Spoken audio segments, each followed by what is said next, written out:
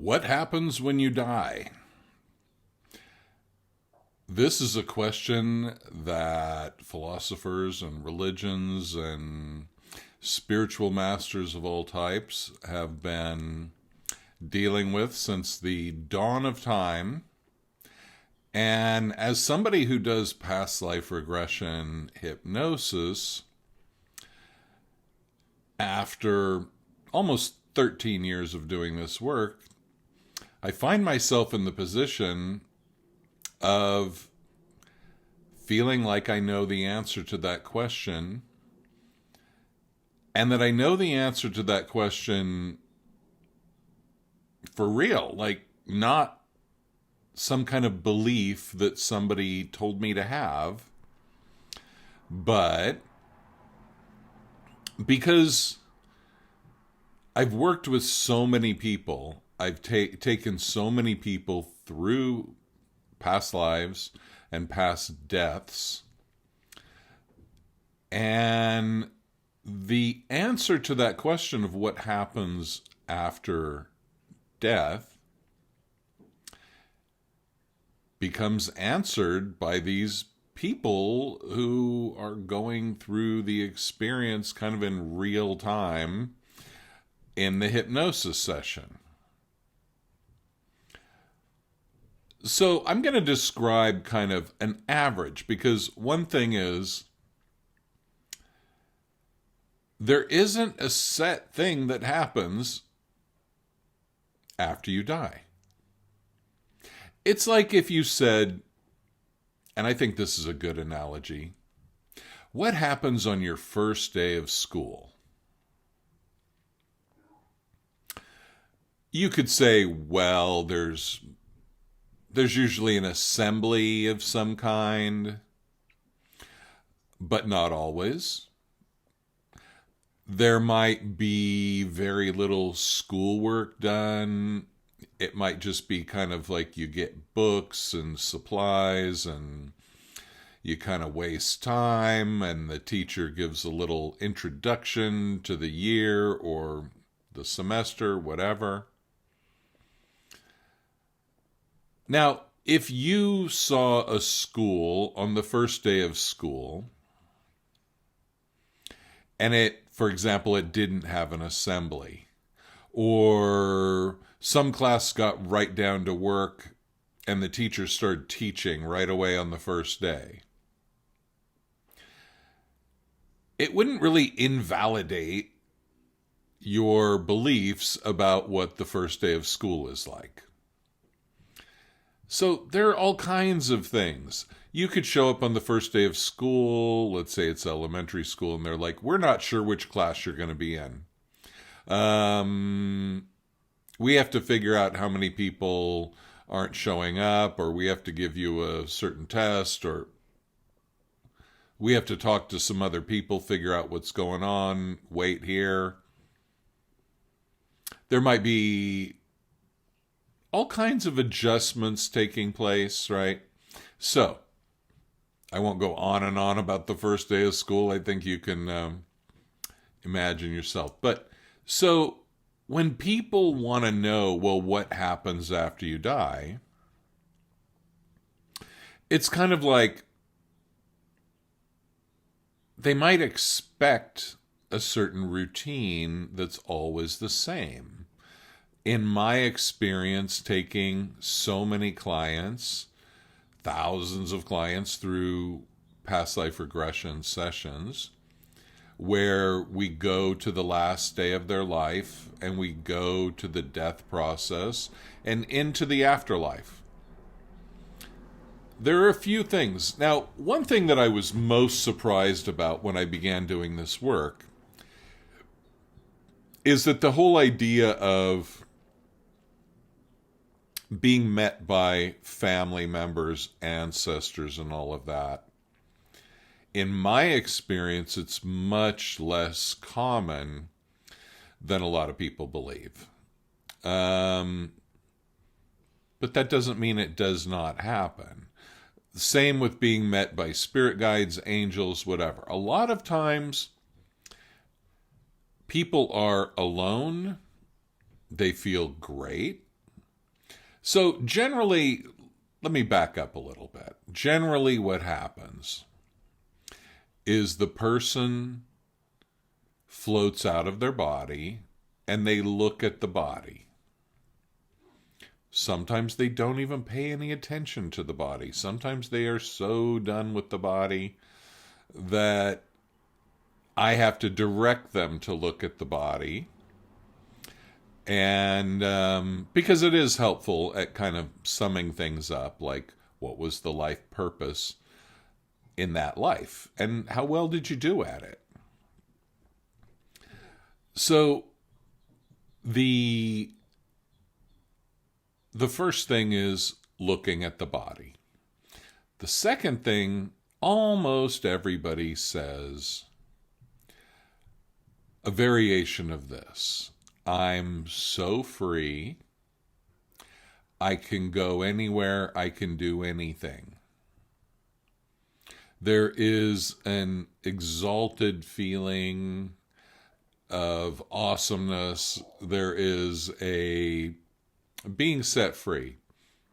And a lot of times what I will do at that point is I will ask them as they're looking at the body, if you could go back in that body and live in that body some more, would you do it? And I'd say about 99.9% of people say, no thanks. I'm all good right here. That body served its purpose. I'm done with it. One time, I remember it was somebody in a past life who was, I can't remember the situation, but it was a mother with 2 or more children who was dying and who was kind of like, I can't die. I have to take care of my kids. And the whole trauma of death was more about the kids than the actual pain or any of that. As soon as she floated out of her body and looked at the situation, and I said, would you like to, if you could go back into that body, reanimate it, and live in that body more, would you do it? She said no. And I was a little confused. I said, what about your kids? And she was kind of like, they'll be all right. So another interesting thing, she wasn't just being callous there. Another interesting thing that happens is that people, when they are out of their past lives, they go into a period of no time or timelessness or whatever, where time just doesn't exist. And so they can look forward in time. Like they can look at that kid crying because mommy just died, and they can see that kid's whole future. So does that mean the future is preordained? I don't know. Not the scope of this video. But they will, kind of as a comforting thing, they will see the entire future of the child's life so that they know, and they also see why the death of the mother was actually part of the plan for the child and something kind of not to mess with. So that's kind of interesting. Now, in terms of what happens beyond that, a lot of times there's a white light in the distance, and so the whole follow the white light or tunnel of light, not always a tunnel. Sometimes it's just kind of like a star in the far distance that somebody knows they need to intend to get closer to. So it's not always a tunnel of white light, but usually, or a lot of times, there is a white light. But a huge percentage of people go to what is called the resting place. They go to kind of zone out, rest, not even to review their life or anything. It's almost like under some kind of anesthesia. It's kind of like they're just patted, they feel good, they're attended to in whatever way. I mean, since they don't have a body, I don't know how that would work. And the thing is, you can't really ask them anything about it. It's like talking to somebody who is under the influence of something and 3/4 asleep. So if you imagine if somebody was really drunk or high or something, falling asleep, almost asleep, and then you try to ask them like, "Hey, what's going on where you are right now?" They have they have nothing.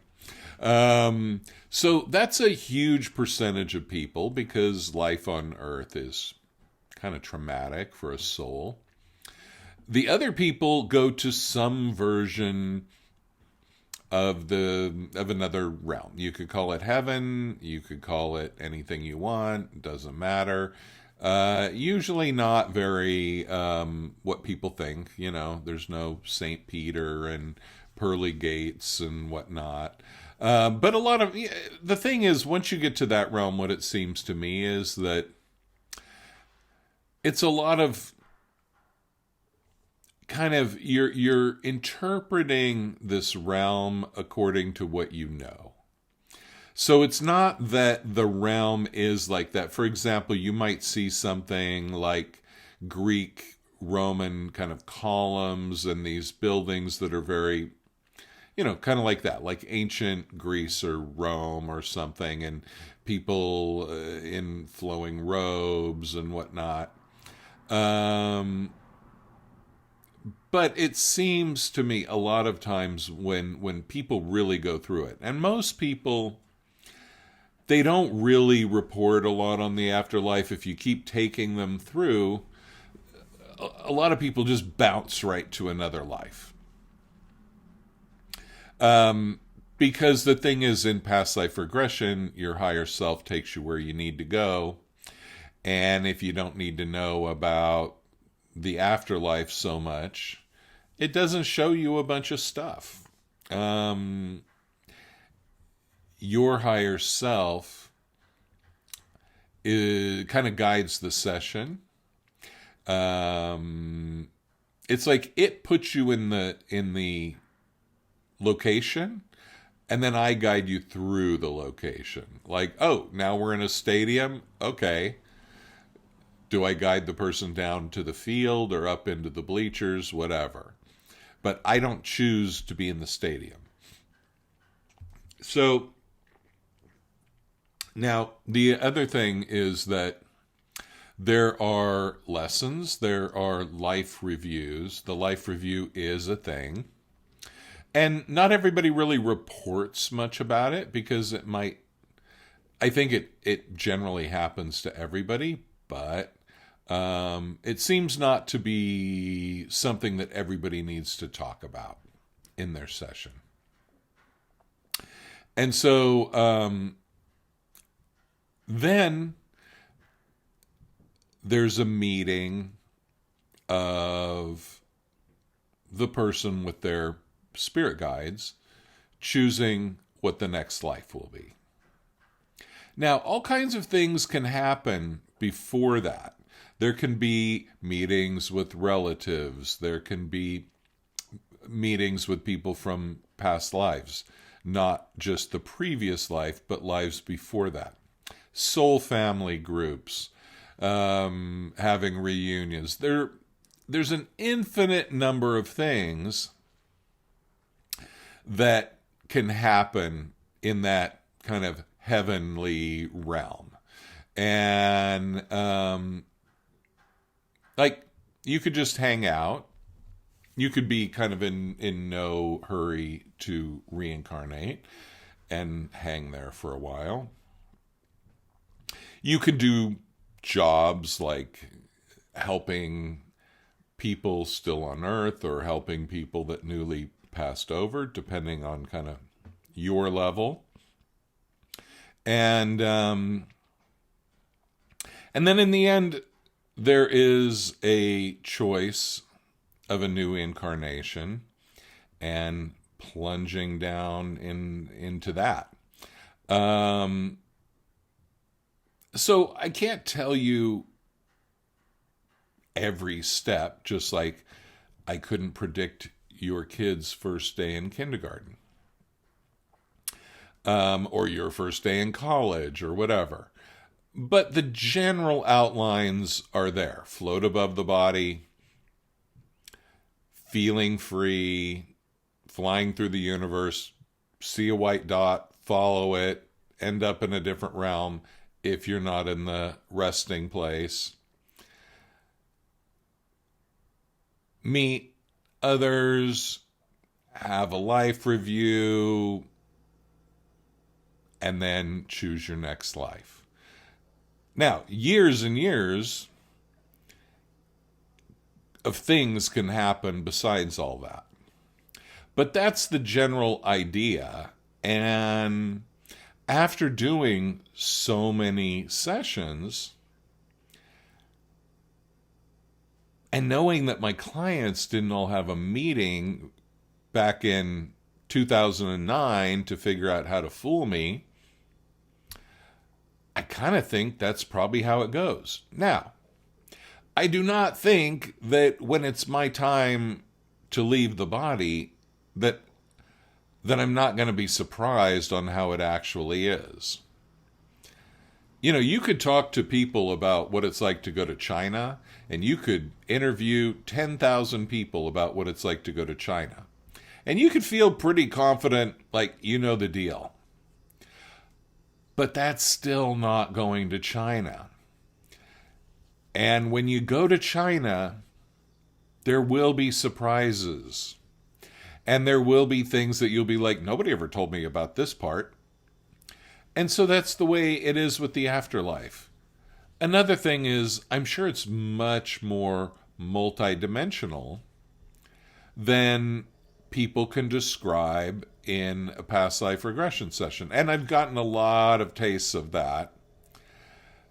And so it's very kind of where you can morph into different shapes and all of a sudden be in a completely different location and be meeting with amazing spiritual guides, if not God, Jesus, whoever. A lot of the stuff is, I think, based on expectation, conditioning, belief systems. It's kind of like this other realm works with you. And so it doesn't, it's like you can't see the full reality of it right away. And also, it's a realm where you are a creator as well. So you are kind of creating what you see on a certain level. You're creating your own interpretation of it. And we do that in life. Two people go to the same party. One person says it's a great party. One person says it's the worst party they've ever been to. So out of an objective situation, a party or the afterlife, there are multiple different stories that could be told. That's the general outline of what happens. If you have any specific questions about it, please put them in the comments. I'd love to answer them. And maybe even make another video specifically about them. And hey, I'd really appreciate it if you'd like, subscribe, share this video. It would be really cool, really help the channel. And thanks so much for watching. By the way, if you are in Los Angeles, I will be doing a group hypnosis event next Friday, February the 10th, 2023. And that will be at the Conscious Life Expo at the LAX Hilton. So you need a Friday ticket, but the event itself is free. And it's about exploring your multidimensionality. There will be a lecture and a short group hypnosis event. So I'd love to see you there. And Thanks so much for watching. Have a great week. Bye.